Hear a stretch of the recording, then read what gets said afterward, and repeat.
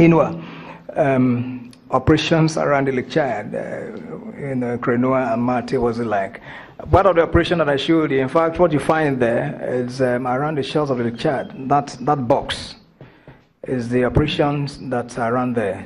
Indeed, the 50 Boko Haram terrorists that were killed, from there, is also from there.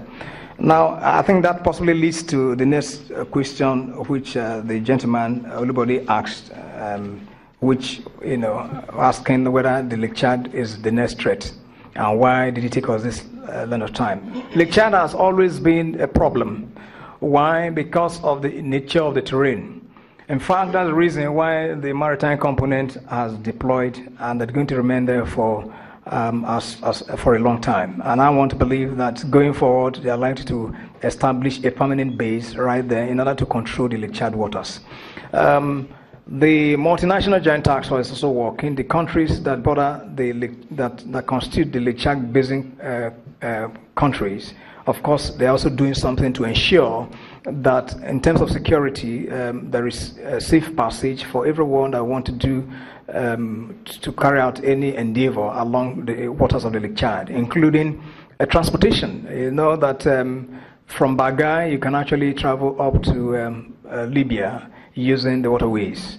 So water transportation, which is very key for the countries that border the Lake Chad, is one. And of course, issues of fishing and other aquaculture is also essential, which we believe that as we improve the security situation in the Lake Chad waters, it will go a long way in bringing peace and, of course, a relief to all those who have been held stressed by reason of insecurity. Now, Memuna, you asked whether there are restrictions or whether the maritime component, first and foremost, whether they're going to be in Lake Chad only, and you also asked whether there are restrictions. Now, for the first one, which I said I'm going to take up on behalf of the maritime component, is that he mentioned that you also have the naval troops who are part and parcel of the Armed Forces Special Forces Battalion. You also have them as a special boat service operators. So they are there. Some of them, I won't tell you where they are, but a good number of them are in Baga as we speak currently. So yes, they are in Baga and they will be in Lake Chad waters, but that is not the only place where personnel of the Navy are operating. They are infused with the Army troops themselves. Now, restriction on goods, yes, of course, there are. I mean, contraband are not allowed. If you go to bring contraband, of course, these goods are not allowed. Also, you also find that we have roadblocks along the line. Because we have opened the road does not mean that you now begin to transport IED making materials, that you also begin to transport arms and ammunition and other banned materials. So we are only encouraging those items that are required by the people which are legal, not illegal things. So there are restrictions.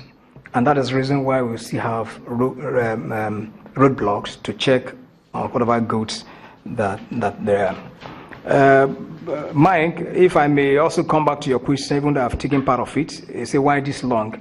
Why this long? You would have also asked, why this long for us to end Boko Haram terrorism? It's a gradual thing, it's progressive, and by this time last year, of course, we were making steady progress towards the north. Of course, Malafaturi was not occupied by our troops, only Baga to a limited extent. There was nobody in Kangaroo, there was not even Damasak here. There was none. But today, it's a different story. So since we've taken over the rest of, in fact, every of the local governments, it's now for us to move into the waters. And that's the reason why the Maritime Component Commander briefed that we're taking strength, we're beginning to receive, the platforms that will be on the waters, and then and all that. So I hope that takes care of it. Specific locations, I can't give you. How? I'm wrong, my friend. I can't. No, to be wrong. It's just like now telling you where I kept. No, just 1 minute. Where I kept my ammunition. All right. Why? The essence of that map is to tell you that all those locations, which of course should give you an idea that the entire territorial boundaries of Nigeria has been taken over. That's just the essence of me bringing it. But of course, are there criminal issues along the line? This, of course, that's the reason why when each time we go to some locations, we tell you that we had an encounter. And that's going to continue as we go. Even the patrols of the various routes too. The armed recce which the air component commander talked about is also all in a bid to ensure that whoever passes the road, if there are issues, of course, they'll be apprehended. Just only yesterday, somebody came in from Chad and we arrested him. He came with a jeep and he had some money with him, along with some other items that we are investigating, and the reason why he came along with those in the vehicle and all that. So that is going to continue. The reason and the motive for his coming, among others. On the Chibok Rekia Abubakar, whether it was the military that found her. Yes, of course, we found her, and I told you that we had, each time we went for operations, there are those that you rescue. So it was wise getting to base that they were being profiled, that in the course of profiling that she revealed that she's a Chibok girl. So that's it. Okay?